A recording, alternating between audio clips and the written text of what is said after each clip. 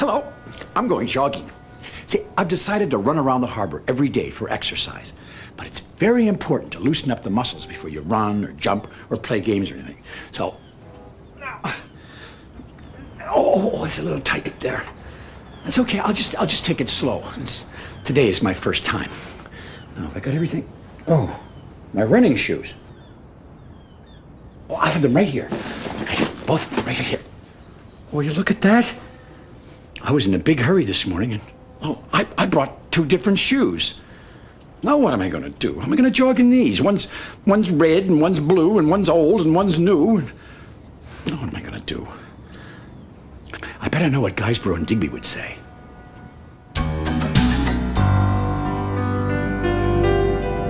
One fine morning, Theodore was setting off for work. It was garbage day, time to collect all the garbage around the harbor. And garbage meant Guysborough. "Good morning, Guysborough," called Theodore, smiling his sunniest smile and tooting his warmest whistle. "What's good about it?" grumbled Guysborough. "I'm still a garbage barge, and you're still a tugboat." Now, Guysborough is the world's grumpiest garbage barge. But Theodore always tried to find a way to enjoy his time with him. "The sun is shining," said Theodore, "and the waves are warm." "Sun makes my garbage extra stinky," snarled Guysborough. "and salt water makes my rudder itch." Theodore was used to Guysborough's grumpiness, but he reminded himself to steer clear of other ships and boats. You see, Theodore thought that the barge was so grumpy, no one else could possibly want to be around him. Philip and Fillmore, the ferry twins, tooted "hello" to Theodore as he moved into the harbor with Guysborough. "The smell of rotten garbage in the morning," Guysborough hollered at the twins. "To some, it's horrible. To me, it's disgusting." Theodore hurried the barge away from the twins before Guysborough could say anything else. "Rotten ferries," griped Guysborough. The first stop of the day was Shediac, the supply shed. "Good morning, Theodore," called Shediac. "Good morning," said Theodore. "Do they have you busting your gunnels with gunk and goo, too?" Guysborough bellowed at Shediac. "We'll be out of here before you know it," Theodore called quickly to Shediac.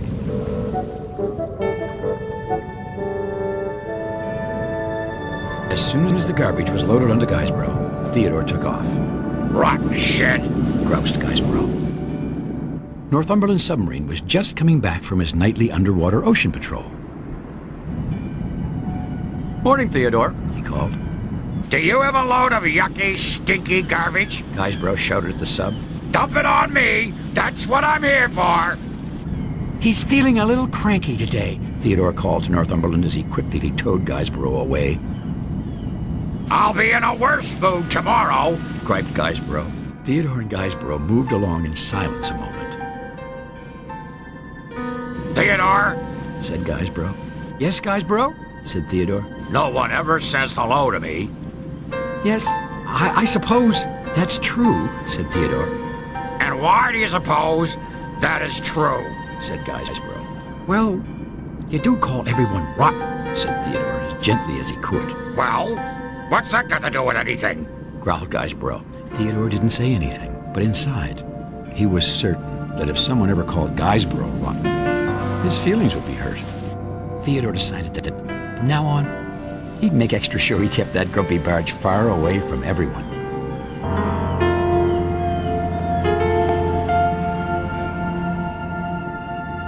Later that day, the dispatcher sent Theodore to help Digby.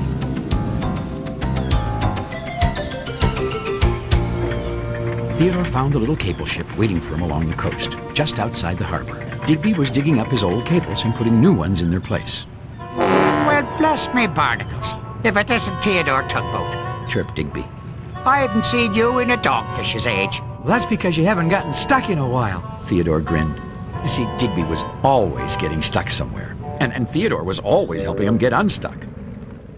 "I do get stuck me fair share," agreed Digby. "I am a floating disaster just waiting to happen." Another thing about Digby was that he always told you exactly what he thought, even if it was about himself. Theodore used his towing cable to move Digby's old cables out of the way, while Digby laid his new ones in their place.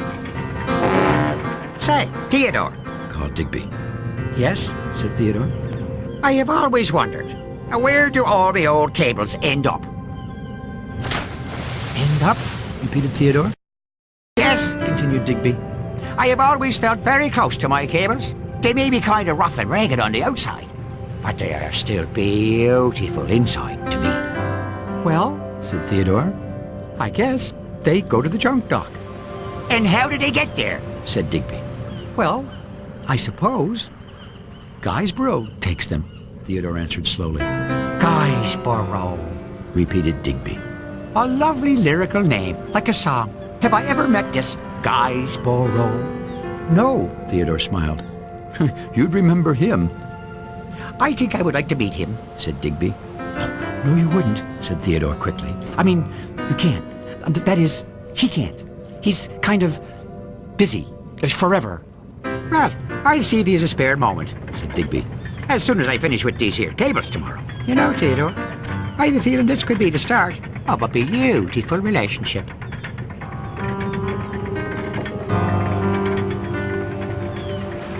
Oh, no, it won't, Theodore groaned to himself. That night, Theodore was tossing and turning. He was having a terrible dream. He was dreaming that Digby was trying to meet Guysborough. And no matter how hard he tried, Theodore couldn't keep Digby and Guysborough apart.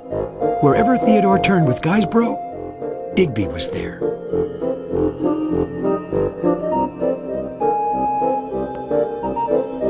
There he was again. And Digby was about to tell Guysborough exactly how he felt about it. Rotten! He cried. Theodore woke up wide-eyed and shaking. What's rotten, Theodore? Yawned Hank. If Guysborough ever met Digby, Theodore mumbled to himself, that would be worse than rotten. The following morning, even before the sun had come up, Theodore motored over to the junk dock and grabbed Guysborough. Where are we going?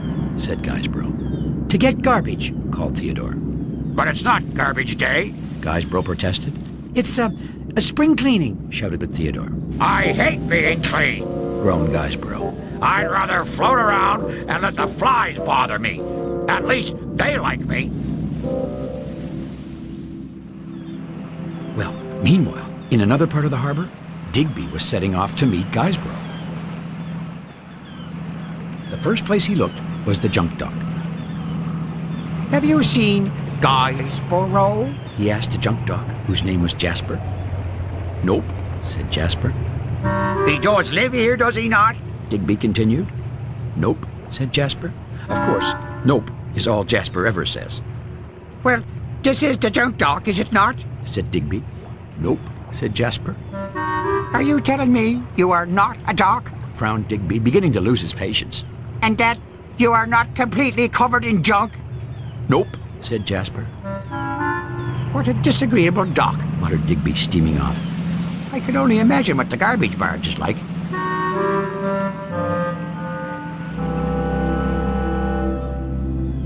Theodore had towed Guysborough to an out-of-the-way little cove along the coast. Theodore, Griped Guysborough. there's no garbage out here. We better check, puffed Theodore. Inside. Theodore began to push Guysborough into the cove. This is a tight squeeze, he grunted. Theodore backed up to give Guysborough a good shove. Guysborough popped into the cove, and Theodore was popped in right after him. And they were both stuck, Rotten idea. said Guysborough. At least Digby will never find us here, Theodore said to himself. Back in the Big Harbour, Digby was getting into a pretty rotten mood himself. No one seemed to know a thing about Guysborough, except that he was grumpy, This is a complete waste of valuable time. shouted Digby. Digby decided to visit his new cables up along the coast instead, and off he went, rumbling his engine grumpily. Do you hear that? Said Guysborough. I don't hear anything, said Theodore. Sounds like an engine. Glared Guysborough. Might be a ship coming. We better call for help. Theodore suddenly had an awful feeling, just like in his terrible dream the night before. No! He cried. Theodore! Digby, he stammered. What are you doing here? Well, I could ask you the same question, Said Digby.